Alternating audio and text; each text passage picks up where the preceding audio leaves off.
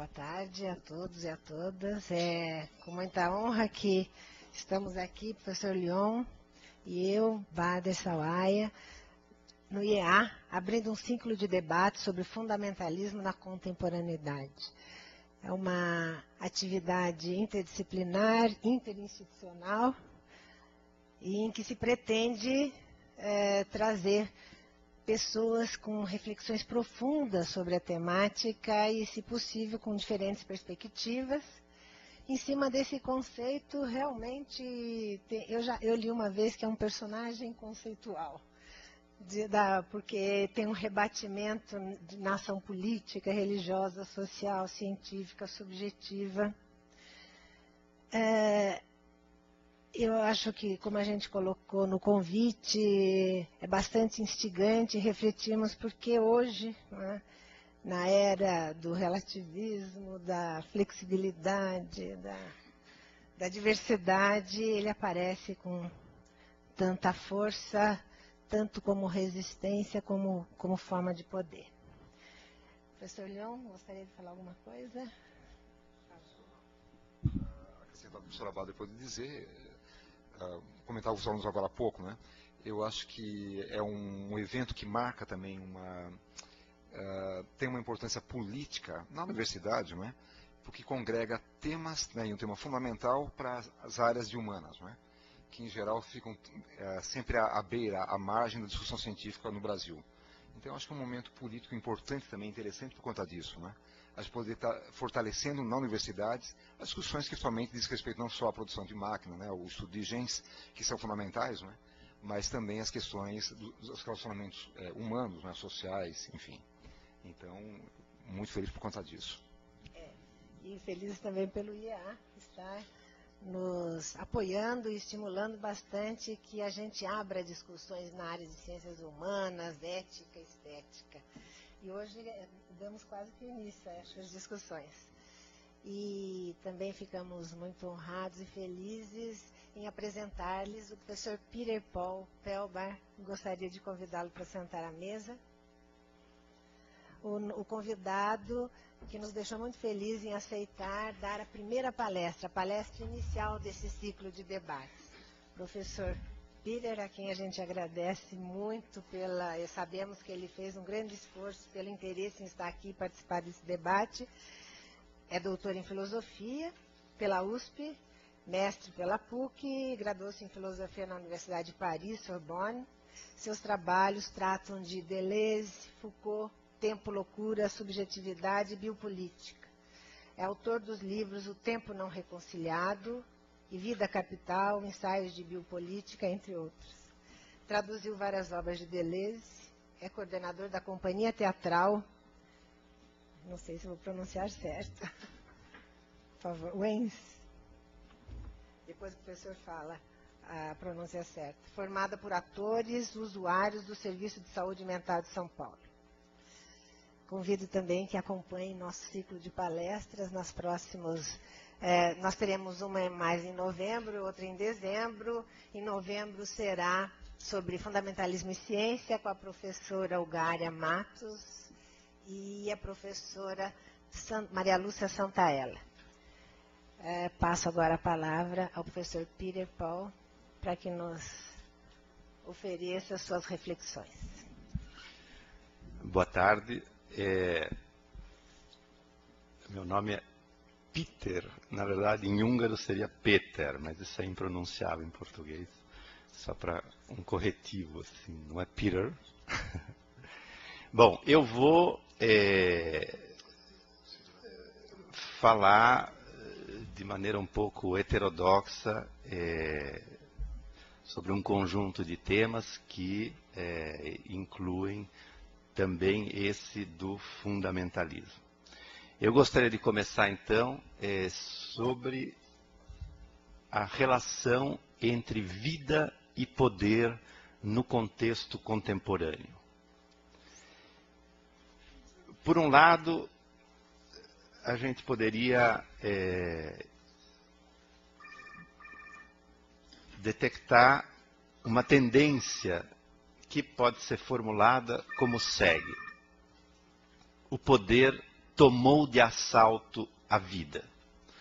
Isto é, o poder penetrou todas as esferas da existência e as mobilizou inteiramente, pondo-as para trabalhar. Desde os genes, o corpo, a afetividade, o psiquismo, até a inteligência, a imaginação, a criatividade, tudo isso foi violado, invadido, colonizado, quando não diretamente expropriado pelos poderes, quer se evoque as ciências, o capital, o Estado, a mídia. Os mecanismos diversos pelos quais tais poderes se exercem são anônimos, esparramados, flexíveis, rizomáticos. O próprio poder se tornou assim pós-moderno, ondulante, acentrado, reticular, molecular. Com isso, ele incide mais diretamente sobre nossas maneiras de perceber, de sentir, de pensar, de amar, até mesmo de criar. Se antes ainda imaginávamos ter espaços preservados da ingerência direta dos poderes, por exemplo, como diria Jameson, o corpo ou o inconsciente, e tínhamos a ilusão de preservar em relação a eles alguma autonomia diante dos poderes, hoje nossa vida parece integralmente subsumida a tais mecanismos de modulação da existência. Até mesmo o sexo, a linguagem, a comunicação, a vida onírica, mesmo a fé, nada disso preserva já qualquer exterioridade em relação aos mecanismos de controle e monitoramento. Para resumi-lo numa frase, o poder já não se exerce desde fora, nem de cima, mas como que por dentro, pilotando nossa vitalidade social de cabo a rabo. Não estamos mais às voltas com um poder transcendente ou mesmo repressivo. Trata-se de um poder imanente, produtivo. Um tal biopoder não visa barrar a vida, mas se encarrega dela, intensifica e a otimiza. Daí também nossa extrema dificuldade em resistir. Já mal sabemos onde está o poder e onde estamos nós, o que ele nos dita e o que dele queremos. Nós próprios nos encarregamos de administrar nosso controle e o próprio desejo se vê inteiramente capturado nessa dinâmica anônima. Nunca o poder chegou tão longe e tão fundo no cerne da subjetividade e da própria vida. É onde intervém o segundo eixo que seria preciso evocar, sobretudo em autores provenientes da autonomia italiana. Poderíamos resumir este eixo da seguinte maneira. Quando parece, como diz o funk, que está tudo dominado, no extremo da linha se insinua uma reviravolta. Aquilo que parecia submetido, controlado, dominado, isto é, a vida, revela no processo mesmo de expropriação a sua potência indomável. Tomemos apenas um exemplo. O capital precisa hoje não mais de músculos e disciplina, porém de inventividade, de imaginação, de criatividade, do que alguns chamam de força-invenção.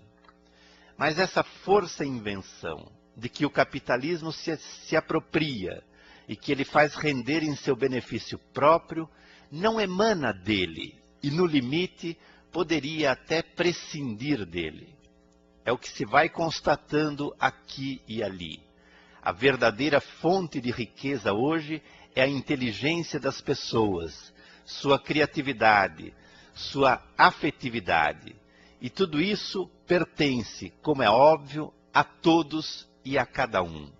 3 adolescentes e um PC e já estão reunidas as condições para a invenção de um software que talvez lhes renda bilhões. Não necessitam de um empresário que junte os meios de produção e a força de trabalho. Isso significa, mais profundamente, o seguinte: tal inteligência, tal potência de vida disseminada por toda parte, nos obriga a repensar os próprios termos da resistência. Poderíamos resumir tal movimento do seguinte modo: ao poder sobre a vida, que eu descrevi no início, responde agora a potência da vida. Ao biopoder responde a biopotência. Mas esse responde não significa uma reação, já que o que se vai constatando é que tal potência de vida já estava lá desde o início. A vitalidade social, quando iluminada pelos poderes que a pretendem vampirizar, aparece subitamente na sua primazia ontológica. Aquilo que parecia inteiramente submetido ao capital ou reduzido à mera passividade, isto é, a vida, aparece agora como reservatório inesgotável de sentido, manancial de formas de existência, germe de direções que extrapolam as estruturas de comando e os cálculos dos poderes constituídos. Seria o caso, então, de percorrer essas duas vias maiores como numa fita de Moebius: o biopoder, a biopotência, o poder sobre a vida, as potências da vida. Poderíamos fazê-lo aqui sob um crivo particular, qual seja o do corpo, pois tanto o biopoder como a biopotência passam necessariamente, e hoje mais do que nunca, pelo corpo. Assim, eu proponho trabalhar aqui 3 modalidades de vida, isto é, 3 conceitos de vida, acompanhados de sua dimensão corporal correspondente, percorrendo assim de um lado a outro a banda de Moebius mencionada. Talvez com isso eu consiga tornar mais tangível e o mais concreto possível aquilo que nos desafia hoje em dia. Eu gostaria então de começar pelo mais extremo, a saber, o muçulmano. Eu retomo brevemente a descrição feita pelo filósofo italiano Giorgio Agamben a respeito daqueles que no campo de concentração nazista recebiam essa designação terminal de muçulmano.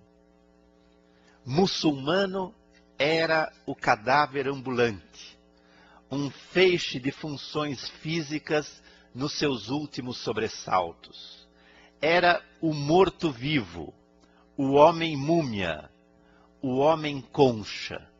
Encurvado sobre si mesmo, esse ser bestificado e sem vontade tinha um olhar opaco, a expressão indiferente, a pele cinza pálida, fina e dura como papel descascado, tinha a respiração lenta, a fala muito baixa, feita a um grande custo.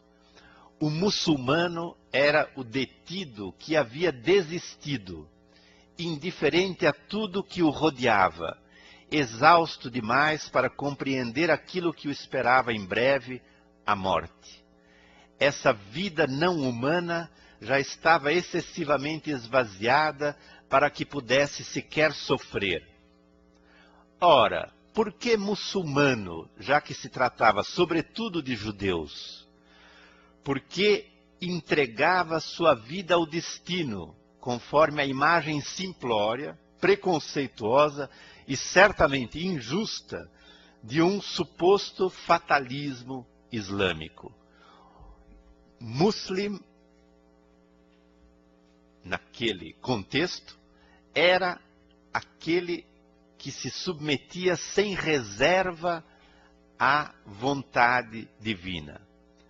Em todo caso, quando a vida é reduzida ao contorno de uma mera silhueta, como diziam os nazistas ao referirem-se aos prisioneiros, figuras, manequins, aparece a perversão de um poder que não elimina o corpo, porém o mantém numa zona intermediária entre a vida e a morte, entre o humano e o inumano, o sobrevivente. O biopoder contemporâneo, conclui Agamben, torcendo um pouco a concepção original de Foucault sobre o biopoder contemporâneo, diz ele, reduz a vida à sobrevida biológica, produz sobreviventes. De Guantánamo à África, isso poderia confirmar-se a cada dia. Ora, quando cunhou o termo de biopoder, Foucault tentava discriminá-lo do regime que o havia precedido, denominado de soberania. O regime de soberania consistia em fazer morrer e deixar viver. Cabia ao soberano a prerrogativa de matar, de maneira espetacular, os que ameaçassem o seu poderio e de deixar viverem os demais. Já no contexto biopolítico, surge uma nova preocupação, segundo Foucault. Não cabe ao poder fazer morrer, porém, sobretudo, fazer viver, isto é, cuidar da população, da espécie, dos processos biológicos, otimizar a vida, gerir a vida mais do que exigir a morte. Assim, se antes o poder consistia num mecanismo de subtração ou de extorsão, seja da riqueza, do trabalho, do corpo, do sangue, culminando com o privilégio de suprimir a própria vida, o biopoder passa agora a funcionar na base da incitação, do reforço e da vigilância, visando a otimização das forças vitais que ele submete, cuidando assim da natalidade, das epidemias, da mortandade, da longevidade, etc. Ao invés de fazer morrer e deixar viver, trata-se de fazer viver e deixar morrer. O poder investe a vida, não mais a morte. Daí, inclusive, o desinvestimento da morte, que passa a ser anônima e insignificante. Claro que o nazismo consiste num cruzamento extremo entre o regime de soberania e de biopoder, ao fazer viver a raça ariana e fazer morrer as raças ditas inferiores, um em nome do outro. Mas qual então é a pequena divergência de Agamben em relação ao Foucault? É que, segundo Agamben, o biopoder contemporâneo já não se incumbe de fazer morrer, nem sequer de fazer morrer, como o regime de soberania, e sim de fazer sobreviver. Portanto, esse biopoder não investe a vida nem a morte, mas cria e gere sobreviventes e produz a sobrevida. Fiquemos, pois, por ora, nesse postulado inusitado. O poder faz sobreviver, produz um estado de sobrevida biológica, reduz o homem a essa dimensão residual, não humana, vida vegetativa, que o muçulmano do campo de concentração, por um lado, ou o neomorto das salas de terapia intensiva, por outro, encarnam em extremos opostos, porém complementares. A sobrevida é a vida humana reduzida ao seu mínimo biológico, à sua nudez última, à vida sem forma, ao mero fato da vida, ao que Agamben chama de vida nua.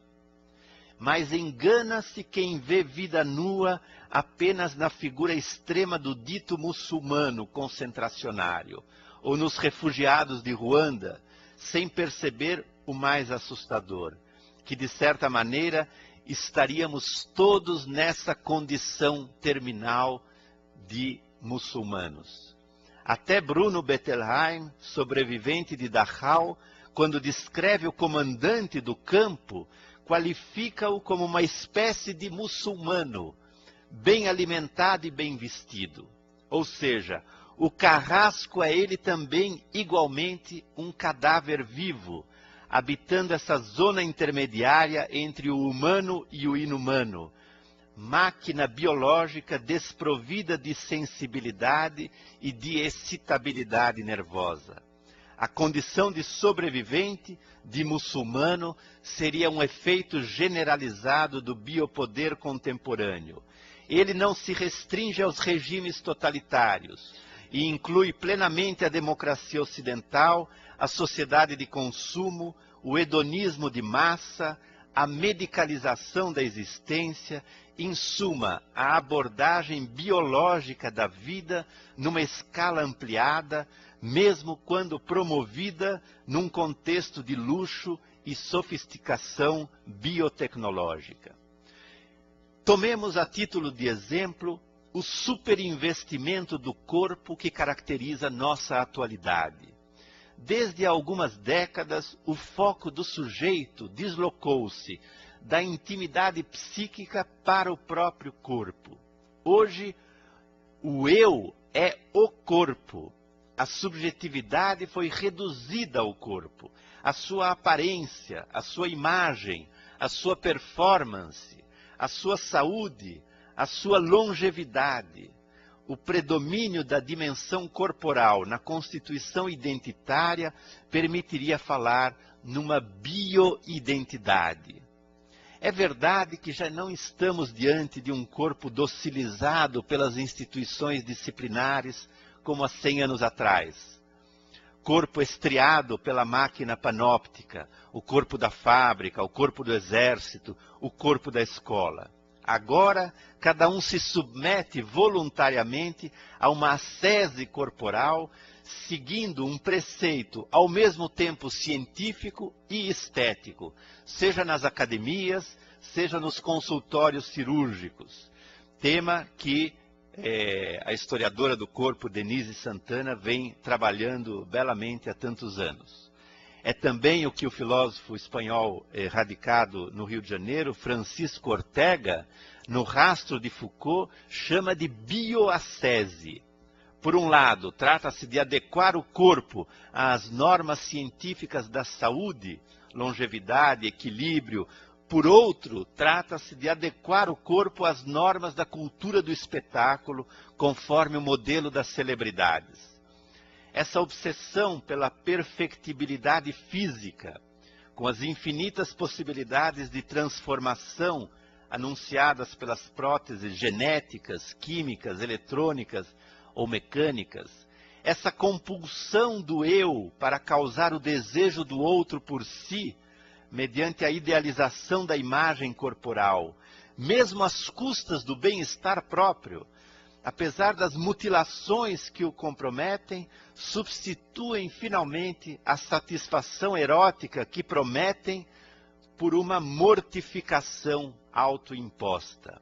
O fato é que abraçamos voluntariamente a tirania da corporeidade perfeita, em nome de um gozo sensorial cuja imediaticidade torna ainda mais surpreendente o seu custo em sofrimento. A bioascese é um cuidado de si, mas a diferença dos antigos, cujo cuidado de si visava a bela vida, e que Foucault chamou de estética da existência, o nosso cuidado visa o próprio corpo, a sua longevidade, saúde, beleza, boa forma, felicidade científica e estética, ou o que Deleuze chamaria a gorda saúde dominante. Não hesitamos em chamá-lo, mesmo nas condições moduláveis da coerção contemporânea, de um corpo fascista. Diante do modelo inalcançável, boa parcela da população é jogada numa condição de inferioridade subhumana. Que, ademais, o corpo tenha se tornado também um pacote de informações, um reservatório genético, um individual estatístico, com o qual somos lançados ao domínio da biosociabilidade, como diz ainda Ortega. Eu faço parte do grupo dos hipertensos, aquele do grupo dos soropositivos. É isso que define a nossa sociabilidade. Tudo isso só vem fortalecer os riscos de eugenia. Qualquer revista semanal e suas consignas sobre a saúde, a beleza, a sexualidade, a alimentação, e que nós adotamos alegremente como preceitos científicos, portanto como imperativos, é apenas uma ilustração a mais desse contexto.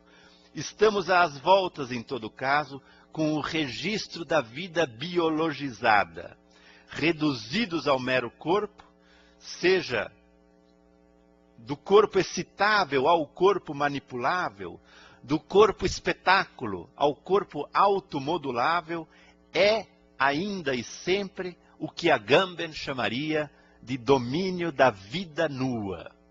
Continuamos no âmbito da sobrevida, da produção maciça de sobreviventes, no sentido amplo do termo.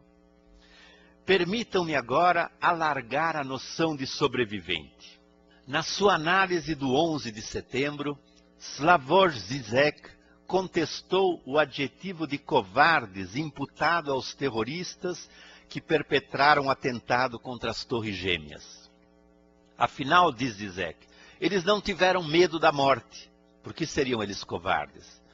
Eles não teriam medo da morte, contrariamente aos ocidentais, que não só prezam a vida, conforme se alega, mas querem preservá-la a todo custo, prolongá-la ao máximo. Segundo Žižek, nós somos escravos da sobrevivência, até num sentido hegeliano, nós não arriscamos nossa vida. Essa cultura visa sobretudo isto, a sobrevivência, pouco importa a que custo. Sobrevivencialismo. Somos os últimos homens de Nietzsche, que não querem perecer, que prolongam sua agonia, imersos na estupidez dos prazeres diários. É o que Žižek chama de homo otários. A pergunta de Žižek é a pergunta de São Paulo, do santo. Quem está realmente vivo hoje? E se somente estivermos realmente vivos, quando nos comprometemos com uma intensidade excessiva que nos coloca para além da vida nua? E se, ao nos concentrarmos na simples sobrevivência, mesmo quando ela é qualificada como uma boa vida, o que realmente perdemos na vida for a própria vida, pergunta Žižek. E ele acrescenta, e se o terrorista suicida palestino, a ponto de explodir a si mesmo e aos outros, estiver, num sentido enfático, mais vivo do que suas vítimas? Não vale mais um histérico verdadeiramente vivo no questionamento permanente da própria existência do que um obsessivo que evita acima de tudo que algo aconteça, que escolhe a morte em vida? É a pergunta de Žižek. Não se trata, obviamente, de nenhuma conclamação ou justificação do terrorismo, e sim de uma crítica cáustica ao que o filósofo esloveno chama de postura sobrevivencialista pós-metafísica dos últimos homens. E trata-se do espetáculo anêmico da vida se arrastando como uma sombra de si mesma, nesse contexto biopolítico em que se almeja uma existência asséptica, indolor, prolongada ao máximo, onde até os prazeres são controlados e artificializados. Café sem cafeína, cerveja sem álcool, sexo sem sexo, guerra sem baixas, política sem conflito, a realidade virtualizada. Para Žižek, morte e vida designam não fatos objetivos, porém posições existenciais subjetivas. E nesse sentido ele brinca com a ideia provocativa de que haveria mais vida do lado daqueles que de maneira frontal, numa explosão de gozo, reintroduziram a dimensão de absoluta negatividade em nossa vida diária com o 11 de setembro, haveria mais vida do lado de lá do que deste lado dos últimos homens, isto é, todos nós que arrastamos nossa sombra de vida como mortos-vivos, zumbis pós-modernos. O autor chama atenção para a paisagem de desolação contra a qual vem inscrever-se um tal ato, num momento em que a vitalidade parece ter migrado para o lado daqueles que, numa volúpia de morte, souberam desafiar nosso sobrevivencialismo exangue. Baudrillard parece ir numa direção similar ao tentar pensar o 11 de setembro em função da suspensão de sentido que ele suscita. Diz ele, o que produz acontecimento é aquilo que não tem equivalente. Pois no atentado suicida, a morte se subtrai ao circuito das trocas. É a singularidade irredutível, que não pode ser negociada com nenhum sentido, já que ela abole o sentido. Por isso é a arma absoluta, que leva ao extremo a própria potência mortal do sistema ao qual se opõe, diz ele. E curiosamente, na esteira de Zizek, Baudrillard perscruta essa possibilidade, diz ele, heróica e talvez pré-moderna, de respeitar em si mesmo e no outro, mais do que a vida humana, os valores simbólicos que superam de longe a existência e a liberdade, tais como destino, causa, orgulho, sacrifício. Seja dito que, calcionado e reabsorvido na esfera da religiosidade, fica difícil compreender como um tal sacrifício não receberia um equivalente transcendente, irrigando de sentido, pelo menos para os seus protagonistas, a presumida suspensão do sentido que gera em seu redor.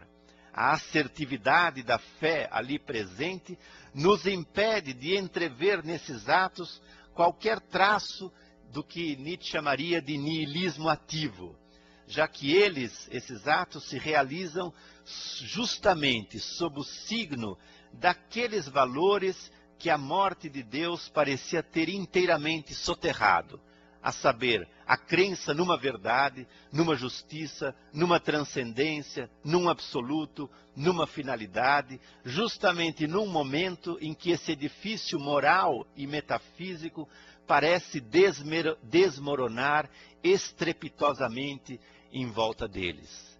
Ninguém melhor do que Nietzsche para nos advertir sobre o sentido de uma necessidade de fé.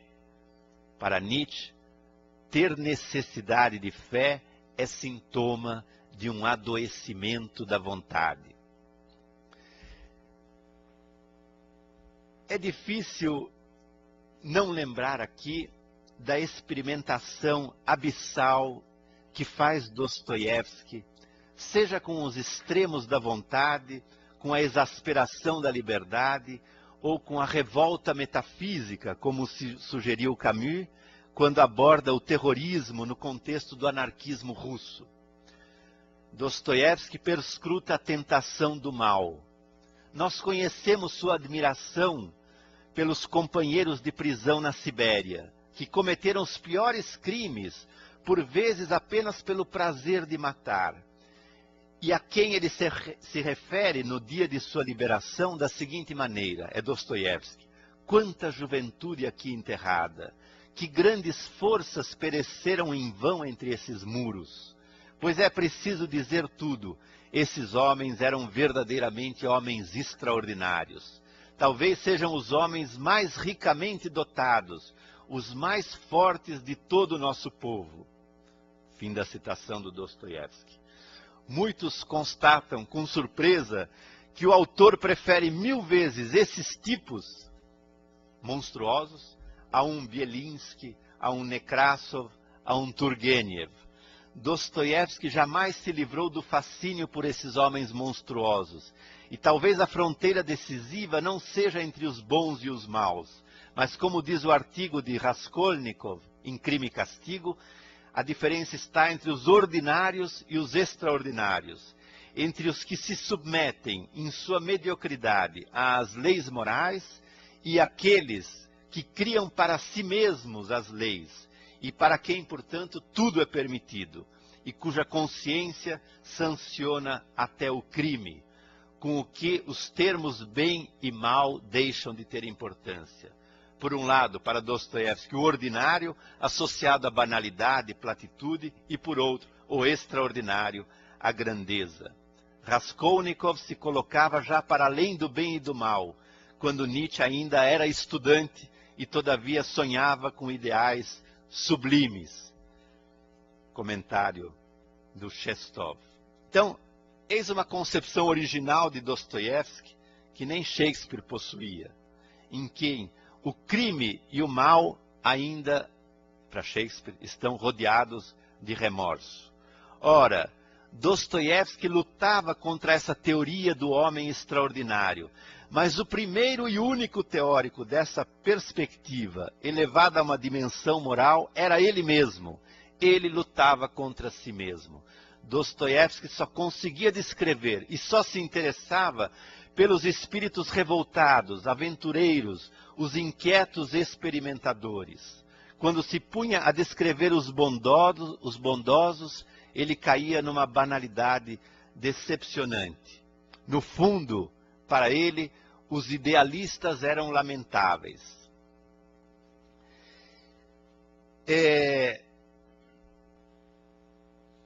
Por que eu enfiei Dostoiévski aqui? É para marcar a diferença inconfundível entre o mártir islâmico e o herói dostoiévskiano. Baudrillard chega a dizê-lo explicitamente. O terrorismo atual não descende de uma história tradicional da anarquia ou do niilismo.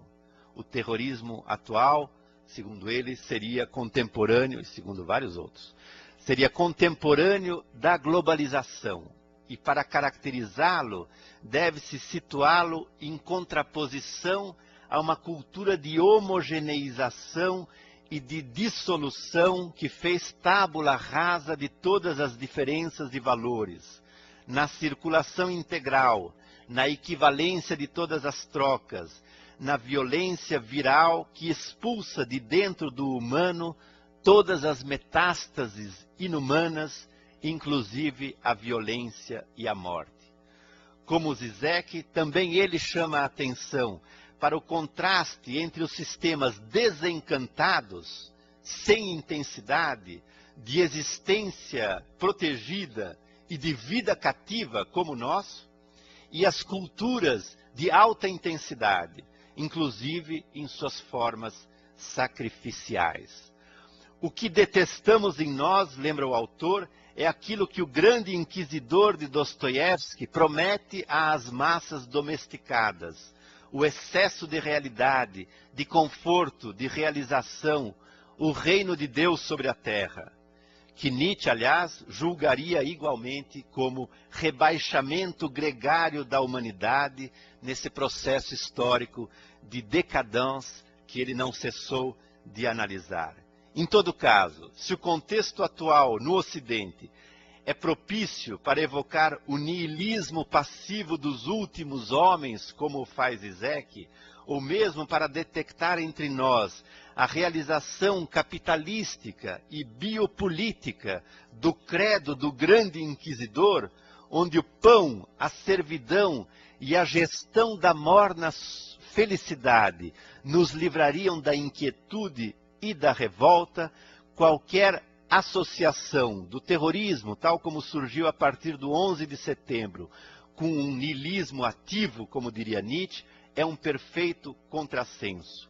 A morte do homem reivindicada por Nietzsche, na esteira da morte de Deus, não tem relação alguma com atentados genocidas ou suicidas.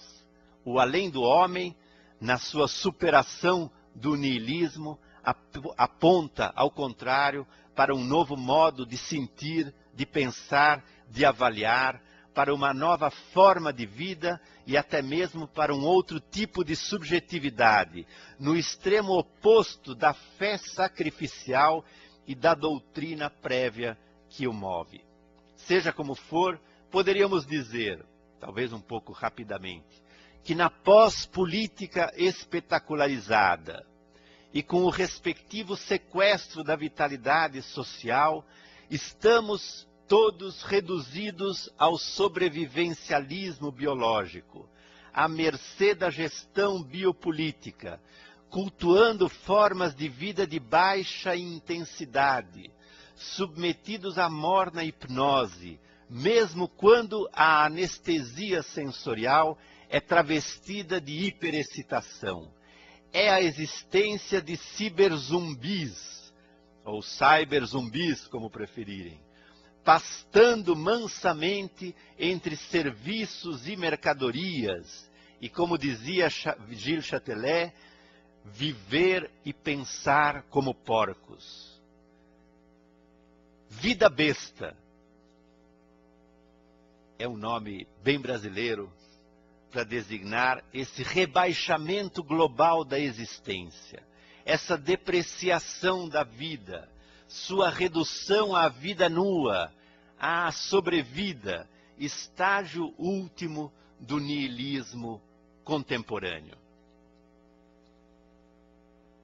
O que poderia ainda sacudir-nos de tal estado de letargia, lassidão, esgotamento? Há uma belíssima definição beckettiana sobre o corpo, dada por um jovem filósofo francês, chamado David Lapujade. Diz ele: o corpo é aquele que não aguenta mais. E pergunta ao autor, o que é que o corpo não aguenta mais? Ele não aguenta mais tudo aquilo que o coage, por dentro e por fora. Em primeiro lugar, ele não aguenta mais o adestramento civilizatório que por milênios abateu-se sobre ele, como Nietzsche mostrou exemplarmente em Para a Genealogia da Moral, ou mais recentemente Norbert Elias, ao descrever de que modo aquilo que chamamos de civilização é resultado de um progressivo silenciamento do corpo, dos seus ruídos, dos seus impulsos, dos seus movimentos. Em segundo lugar, o que o corpo não aguenta mais é a docilização que lhe foi imposta pelas disciplinas, nas fábricas, nas escolas, no exército, nas prisões, nos hospitais, pela máquina panóptica. E por último, tendo em vista o que dissemos há pouco, deveríamos acrescentar, o que o corpo não aguenta mais é a mutilação biopolítica, a intervenção biotecnológica, a modulação estética, a digitalização bioinformática do corpo, o entorpecimento sensorial que esse contexto anestésico lhe inflige. Em suma, e num sentido muito amplo, o que o corpo não aguenta mais é a mortificação sobrevivencialista, seja no estado de exceção, seja na banalidade cotidiana. O muçulmano, o ciberzumbi, o corpo espetáculo, a gorda saúde dominante, por extremas que pareçam suas diferenças, elas ressoam no efeito anestésico e narcótico, configurando a impermeabilidade de um corpo blindado, como diz Juliano Peçanha, em condições de niilismo terminal. Diante disso, seria preciso retomar o corpo naquilo que lhe é mais próprio, sua dor no encontro com a exterioridade, sua condição de corpo afetado pelas forças do mundo e capaz de ser afetado por elas. Seria preciso retomar o corpo na sua afectibilidade. Como observa Bárbara Stigler, para Nietzsche, todo sujeito vivo é primeiramente um sujeito afetado, um corpo que sofre de suas afecções, de seus encontros, da alteridade que o atinge, da multidão de estímulos e excitações que lhe cabe selecionar, evitar, escolher, acolher. Nessa linha, também Deleuze insiste: um corpo não cessa de ser submetido aos encontros com a luz, o oxigênio, os alimentos, os sons e as palavras cortantes. Um corpo é primeiramente encontro com outros corpos, poder de ser afetado. Mas não por tudo e nem de qualquer maneira, como quem deglute e vomita tudo, com seu estômago fenomenal, na pura indiferença de quem nada abala, a exemplo de nossos consumidores de cultura ou de lixo ou de luxo. Como então preservar a capacidade de ser afetado? Não seria preciso cultivar uma certa porosidade, até mesmo uma fragilidade, uma sensibilidade que nos devolvesse o poder de ser afetado? Mas como estar à altura de sua própria fragilidade? Como ter a força de estar à altura da própria fraqueza, ao invés de permanecer na fraqueza, de cultivar apenas a força?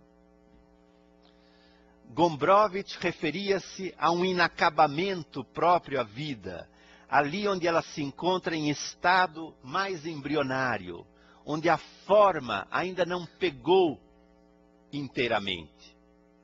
E a atração irresistível que exerce esse estado de imaturidade, onde está preservada a liberdade de seres ainda por nascer.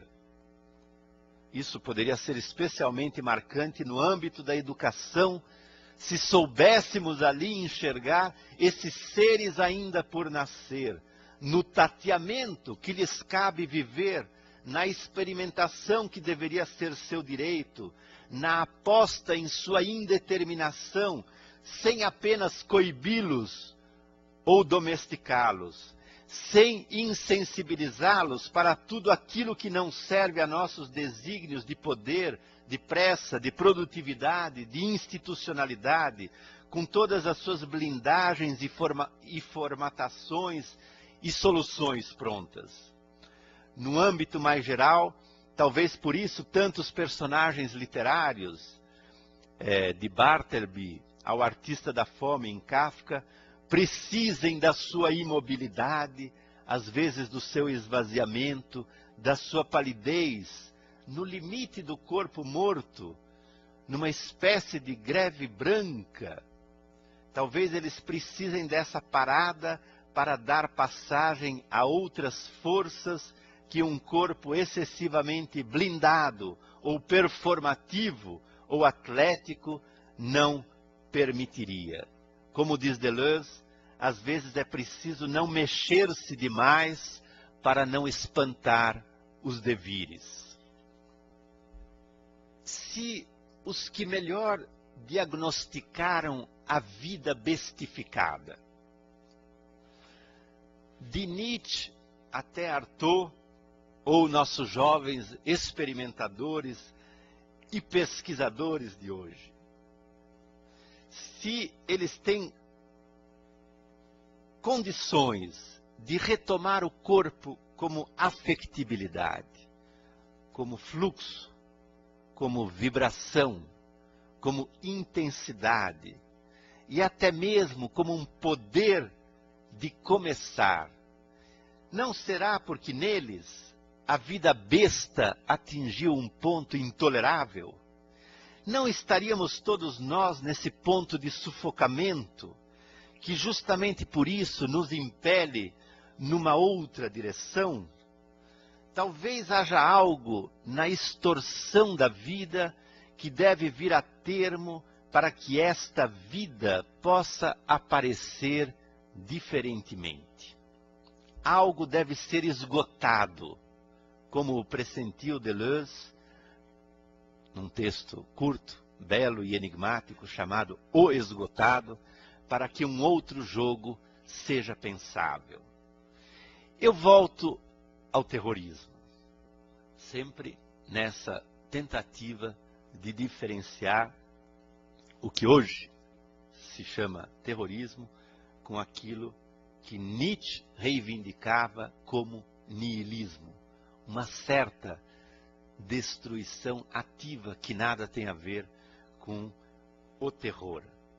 Talvez fosse mais instrutivo, portanto, ao pensar no terrorismo contemporâneo, levar em conta considerações mais analíticas e menos metafísicas de um Chomsky, por exemplo, que faz a gênese da onda de fundamentalismo em estreita associação com a conjuntura geopolítica das últimas décadas.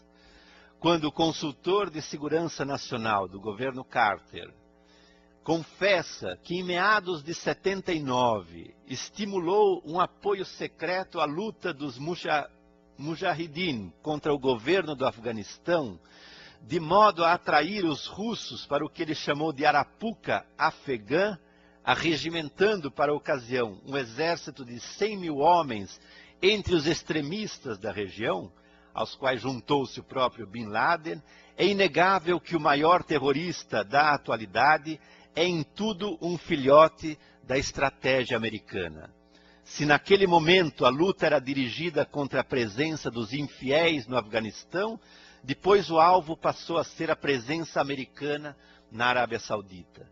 Bin Laden seria, aos olhos de Chomsky, tudo menos um lunático nihilista. Seu objetivo consiste em derrubar governos corruptos instalados e sustentados pelos infiéis nos territórios muçulmanos para ali instituir uma versão extremista do Islã.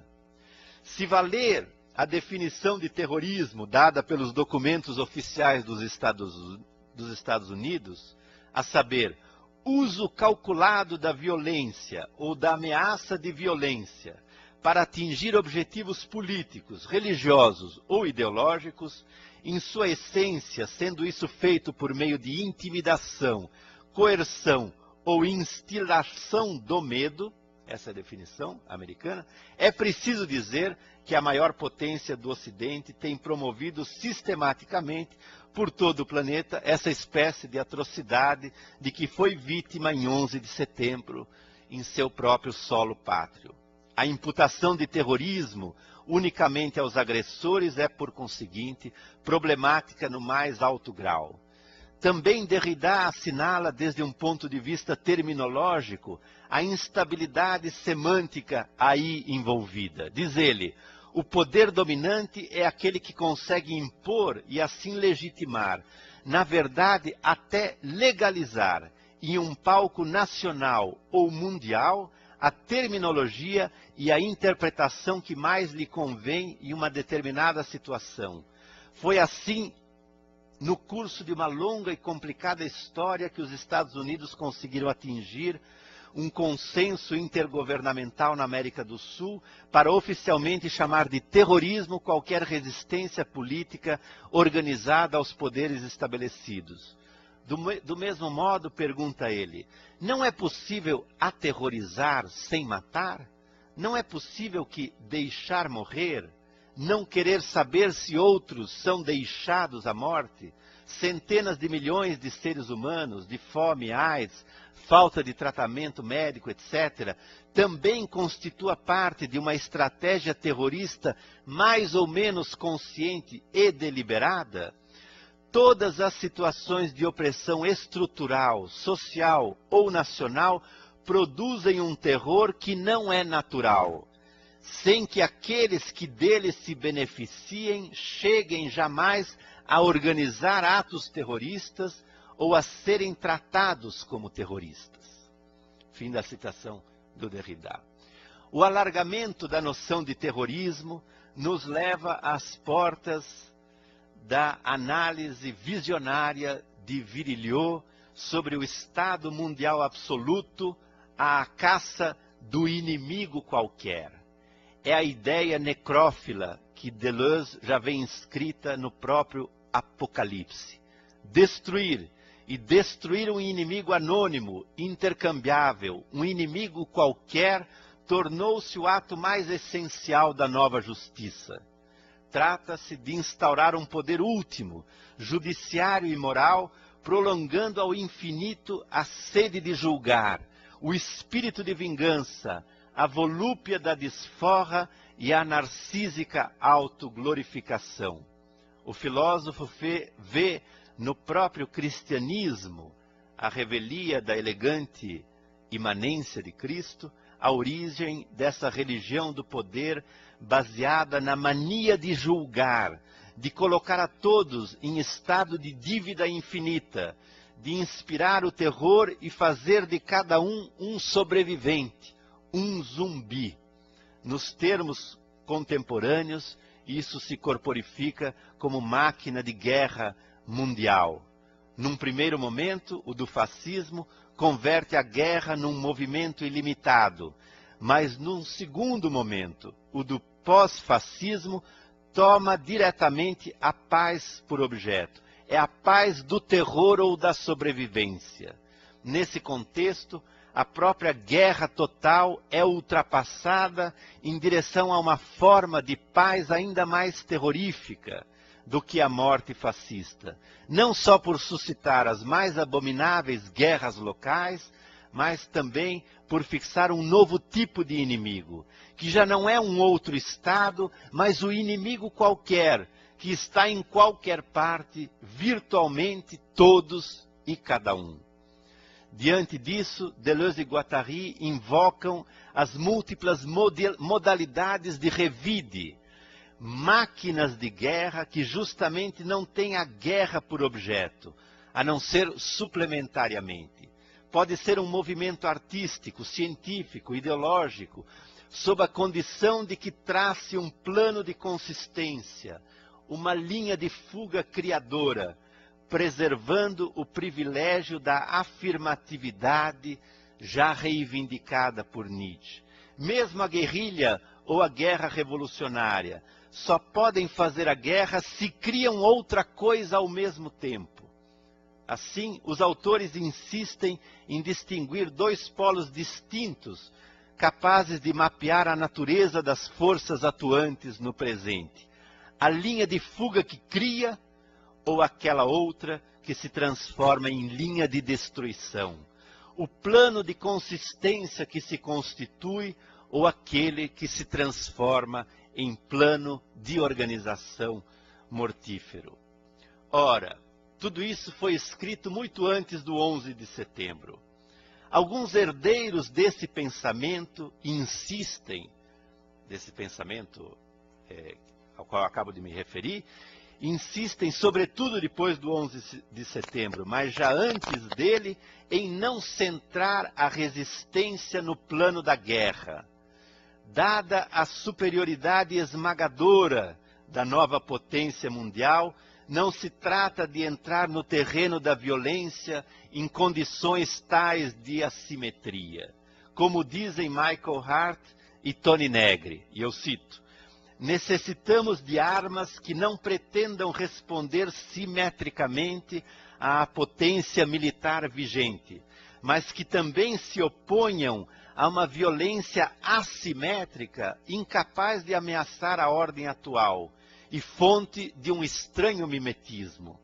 Uma arma adaptada ao projeto político da multidão entretém com as armas do poder uma relação que não é nem simétrica nem assimétrica, o que seria, ao mesmo tempo, contraprodutivo e suicidário. E a conclusão se impõe por si mesma. Eles dizem, precisamos hoje inventar novas armas para a democracia. Precisamos ajustar armas que não sejam somente destrutivas, mas que sejam elas mesmas formas de poder constituinte, armas capazes de construir a democracia e de desfazer as armas do império.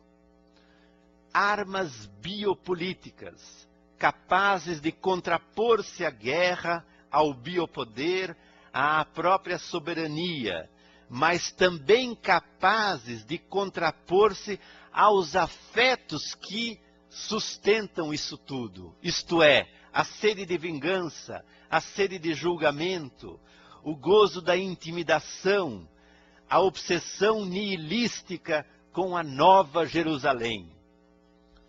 Diz Deleuze, cada vez que se programa uma cidade radiosa, sabemos perfeitamente que é uma maneira de destruir o mundo, de torná-lo inabitável e de inaugurar a caça ao inimigo qualquer.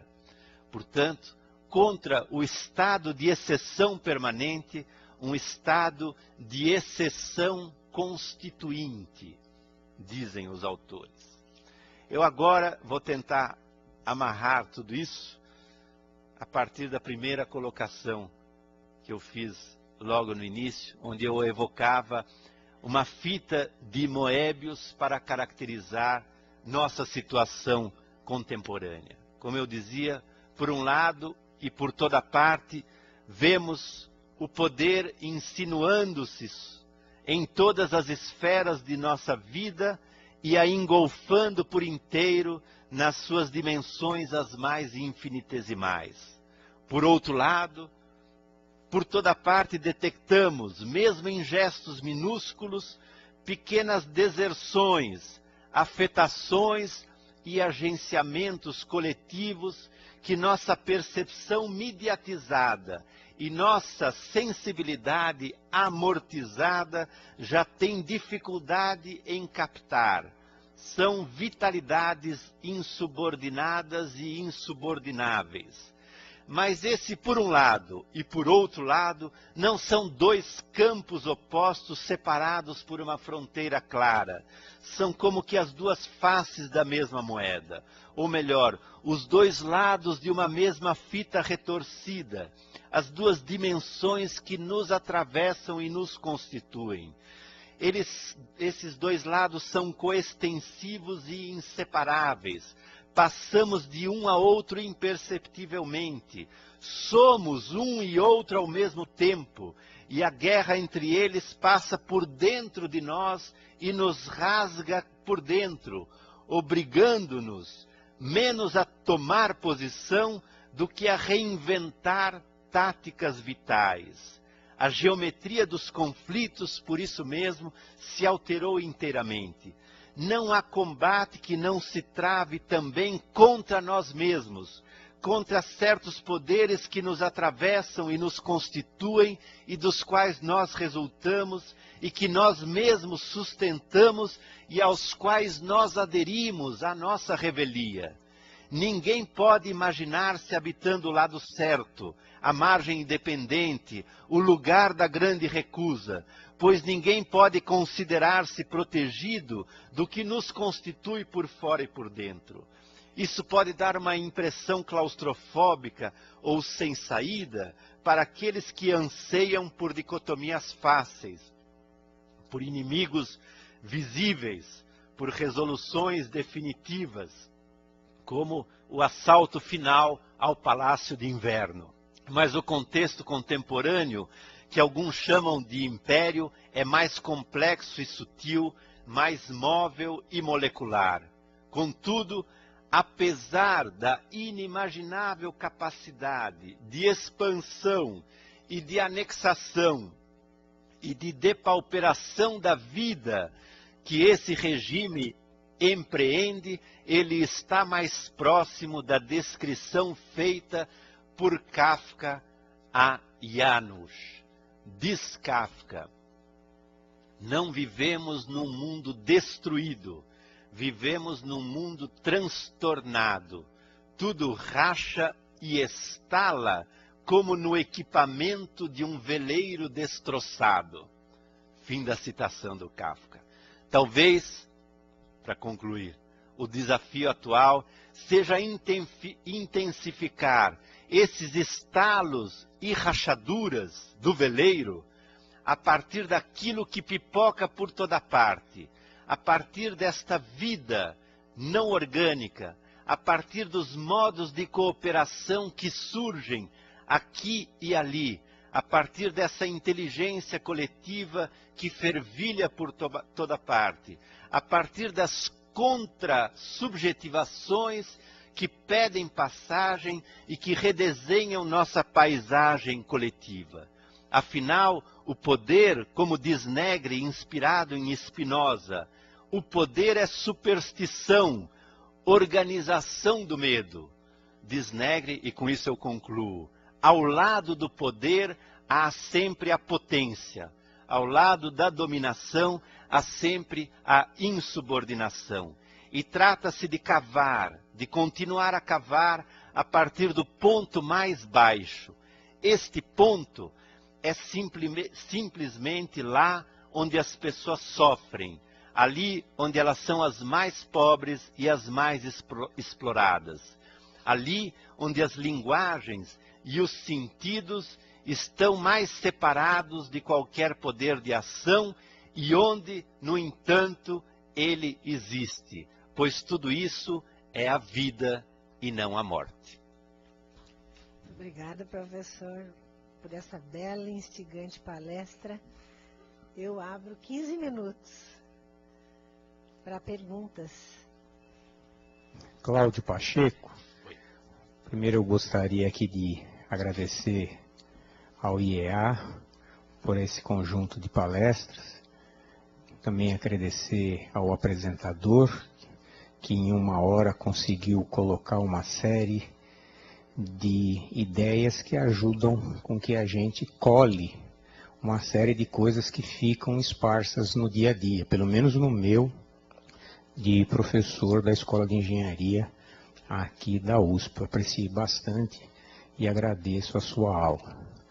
Eu gostaria que o senhor fizesse alguns comentários a respeito da frase do debate que ontem ocorreu entre os candidatos à vice-presidência dos Estados Unidos, onde um deles, ao se referir sobre a situação do Paquistão e Afeganistão, onde ele disse residir o inimigo número 1, ele teria como estratégia para desmobilizá-lo fazer uma concorrência entre as 2.500 madraças que estão em fase de acabamento, fazer uma concorrência com 3.000 outras escolas que seriam construídas pelo Ocidente, de maneira a dar uma oportunidade aos locais de poderem escolher um mundo melhor.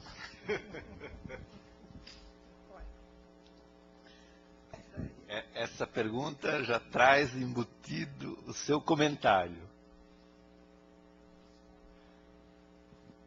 Não, é uma ilustração a mais, né, da prepotência, arrogância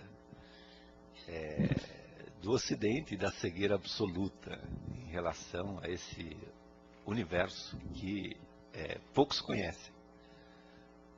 Né? E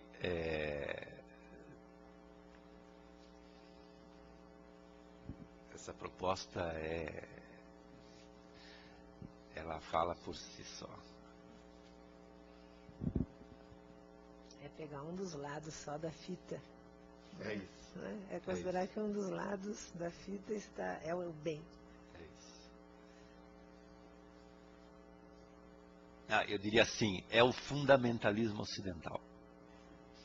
Não é?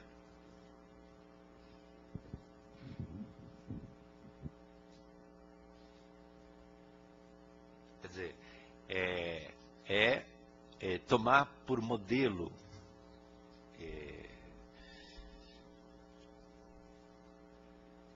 o Deleuze-Guattari desenvolve essa ideia interessante de que há um padrão que serve, é como um padrão político subjetivo.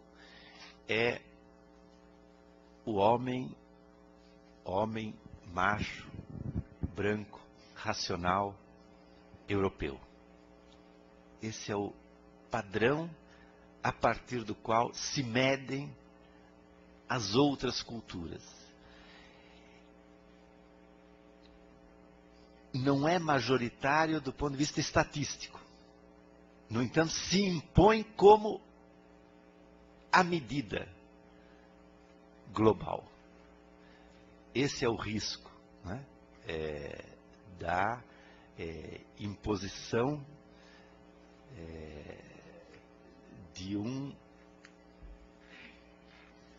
uma ideia universal de homem, da qual ficam, portanto, excluídas não só grandes massas da população, diversidade cultural, a biodiversidade, mas também não só muitas minorias, mas também loucos e outros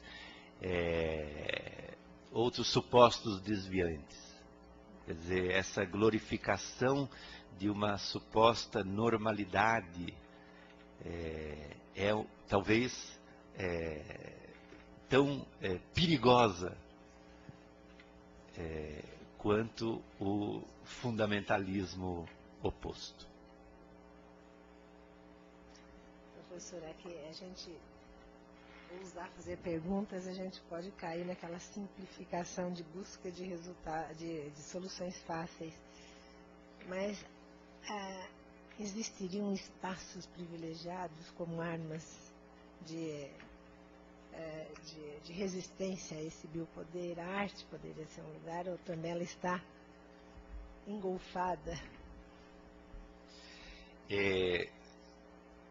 A gente poderia dizer que algumas décadas atrás, pelo menos no nosso imaginário político, havia espaços não só como que preservados,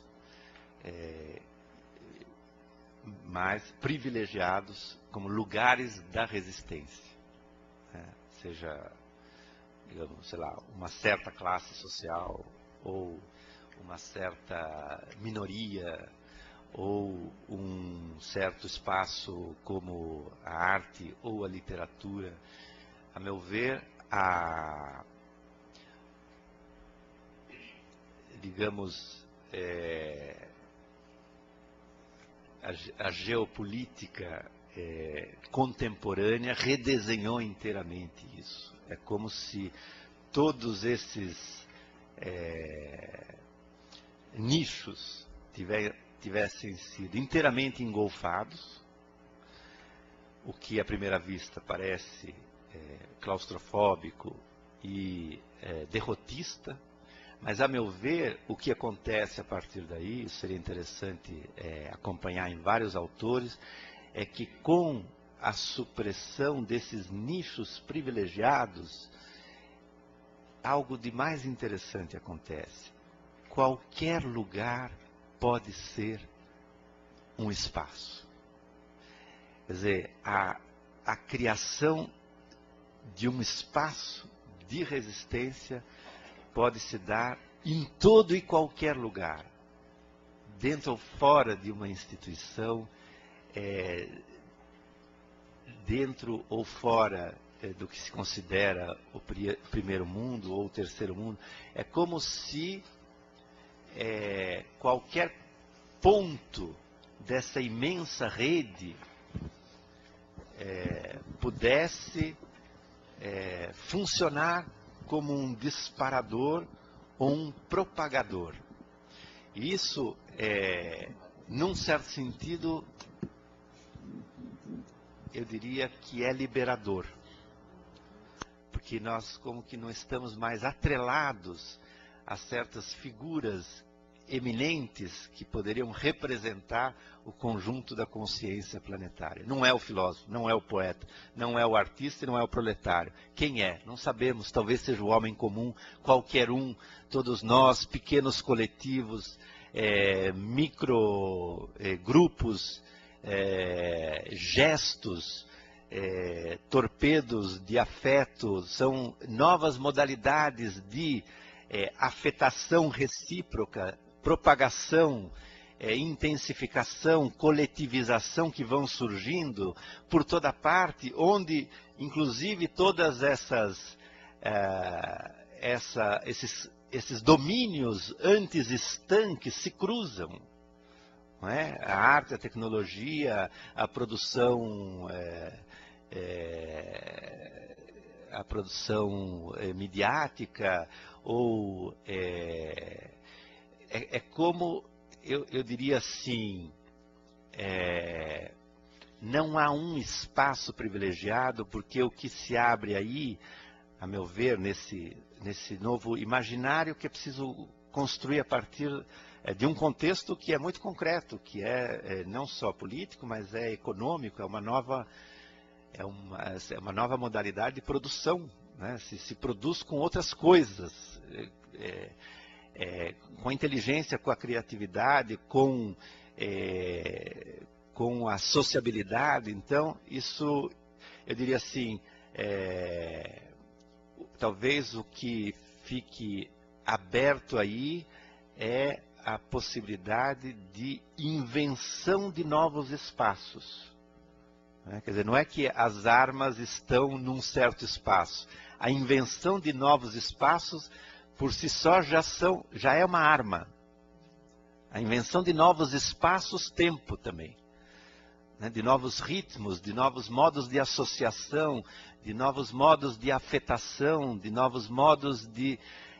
que a gente vê por toda parte pipocando, se a gente consegue como que ultrapassar o limiar de anestesia midiática. Quer dizer, há um trabalho da percepção que é muitíssimo importante. Quer dizer, perceber isso, perceber o que acontece. E o que acontece não passa pelo jornal, não passa pela televisão, e é como se fosse preciso cultivar uma nova porosidade, uma nova vulnerabilidade, uma nova sensibilidade, uma nova percepção coletiva, para que esses novos agenciamentos espaço-temporais ganhem a sua eficácia sem serem necessariamente traduzidos na linguagem da representação midiática. Uma última, veio por e-mail. Viviane Amaral Gurgel. A crise atual é o início da queda do Império, segundo o conceito de Negri? Pergunta. A crise atual é o início da queda do Império, segundo o conceito de Negri? Quais os movimentos de resistência atuais nos moldes do conceito de Negri, a militância e a alegria? Vou começar pelo fim, pela alegria. Uma vez o Negri teve em São Paulo, teve um Roda Viva, e eu fui convidado, fiz uma pergunta sobre essa questão da alegria, não é? Às vezes o Negri é considerado assim uma espécie de sacerdote da alegria. Quer dizer, mas o Negri é um dos que contribuiu a pensar, digamos, a dissociar a militância da tristeza, né? E pensar que há uma militância que extrapolem muito, claro, o enquadre da política tradicional, o que ele chama de empreendedorismo biopolítico. Não sei se é a melhor palavra. De todo modo, a meu ver, em Negri há uma tentativa de pensar essa vitalidade social disseminada por toda parte, e que ele chama de multidão, né? Como imanente e contraposta ao império. Quer dizer, no fundo, a conclusão do Negri sobre o império é muito rara, porque o que é um império, senão a vampirização desta vitalidade social da multidão?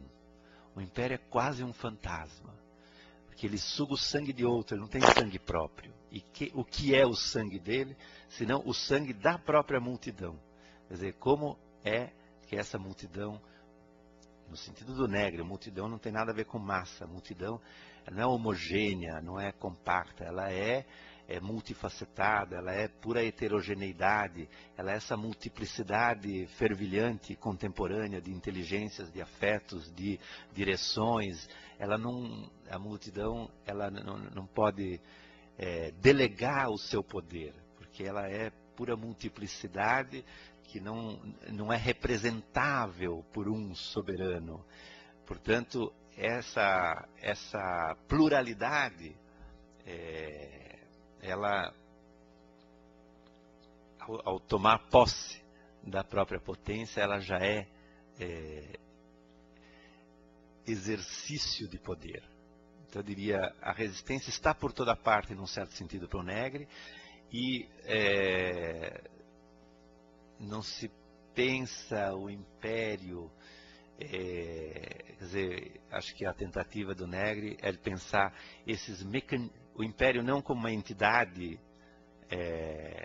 transcendente, mas como a lógica de certos mecanismos de poder contemporâneos, que, portanto, devem ser analisados com muita precisão e desmontados ou reagenciados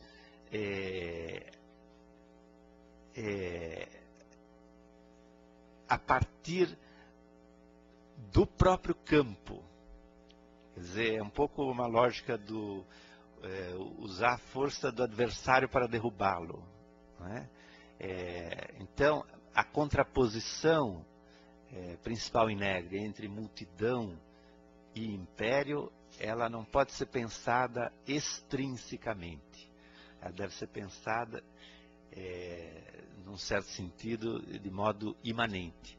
Por isso que eu tentei terminar o meu texto dizendo que, no fundo, o combate não é contra um inimigo que está fora de nós, mas é também contra uma certa lógica que nos atravessa a todos e à qual nós aderimos à nossa revelia, e cujo mapeamento é necessário para poder se desprender dessa lógica. Então, o império não é algo a ser abatido num golpe de violência ou contra-violência, né? É outra coisa. Não sei se eu respondi a pergunta.